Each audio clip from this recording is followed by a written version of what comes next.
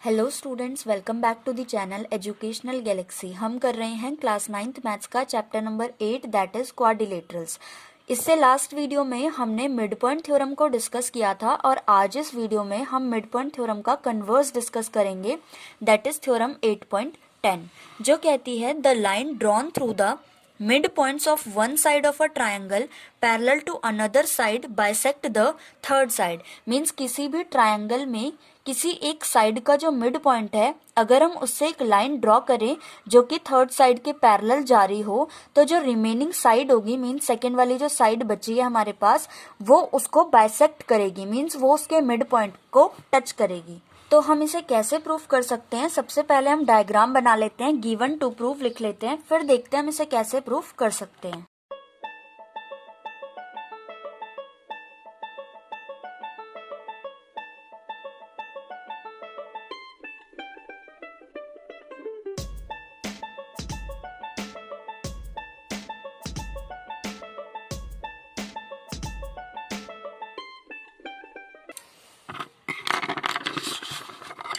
So students, हमने यहाँ पे ये डायग्राम बना लिया और सेम चीजें हमने गिवन में लिख ली। ABC एक ट्रायंगल है हमारे पास, AB लाइन का मिड पॉइंट है E। इसका मतलब AE जो साइड है वो BE के इक्वल है, तो हम इसमें ऐसे सिंगल लाइन ड्रॉ कर देते हैं जिससे पता रहे दोनों साइड्स हमारी इक्वल है। देन टू प्रूव, हमें प्रूफ क्या करना है कि इस लाइन को जो हमने एक्सटेंड किया है, हाँ एक और बात हमें गिवन है कि EF जो है वो पैरेलल है BC के, तो हम यहाँ पे लिख सकते हैं EF पैरेलल है BC के। हमें प्रूफ ये करना है कि F जो है मिड पॉइंट है AC का, मतलब AF जो लाइन है वो CF के इक्वल है। हमें ये प्रूफ करके दिखाना है, तो हमें इसमें छोटी सी कंस्ट्रक्शन करनी पड़ेगी, सेम वही कंस्ट्रक्शन जो हमने थ्योरम 8.9 में मिड पॉइंट थ्योरम में की थी।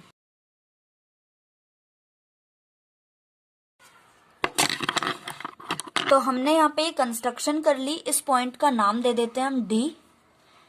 तो हम कंस्ट्रक्शन में सेम चीज लिख लेंगे, एक्सटेंड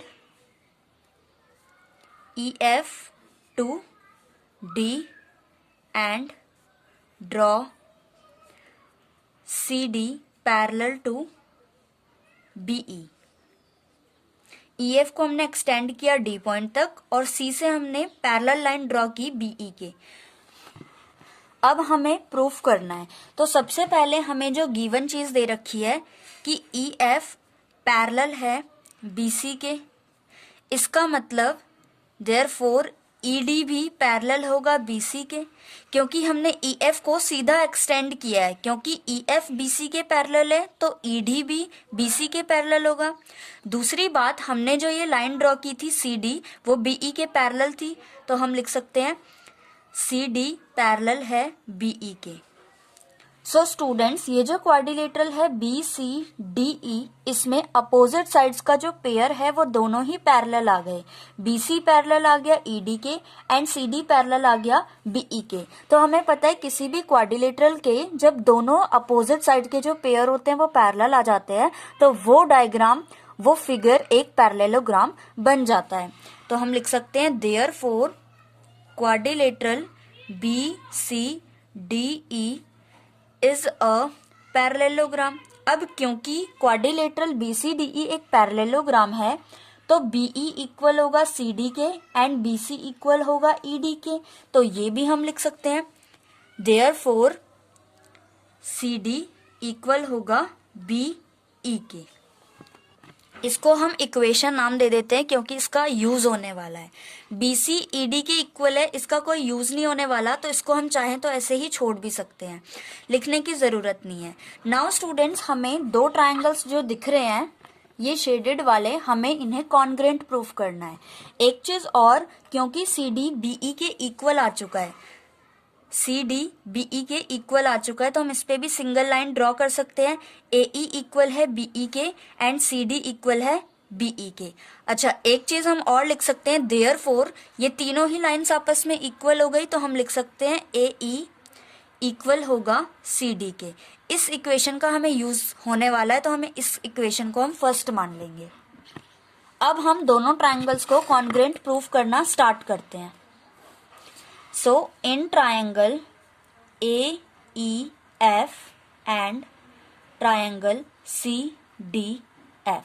सबसे पहला ये वाला एंगल इस एंगल के इक्वल होगा, एंगल AEF इक्वल होगा एंगल CDF के, ऑल्टरनेट इंटीरियर एंगल्स।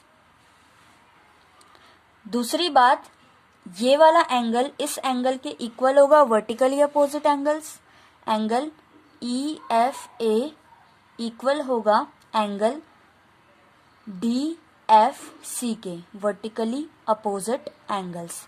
और तीसरी बात, AE जो साइड है वो CD के इक्वल होगी, AE इक्वल है CD के।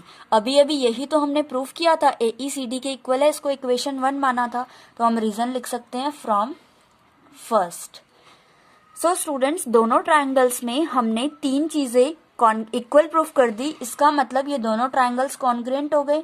Triangle AEF is congruent to triangle CDF by angle side. AAS property से दोनों ट्रायंगल्स कॉन्ग्रुएंट हो गए।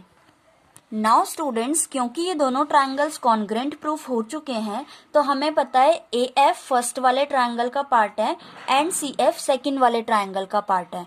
तो हम लिख सकते हैं AF इक्वल होगा CF के by CPCT corresponding parts of congruent triangles. यही चीज हमें प्रूफ करनी थी कि AF जो इतनी साइड है वो CF के इक्वल आ जाए। देयरफॉर हम लिख सकते हैं F is the mid point of AC। F जो है वो AC लाइन का मिड पॉइंट है। यही चीज हमें प्रूफ करनी थी।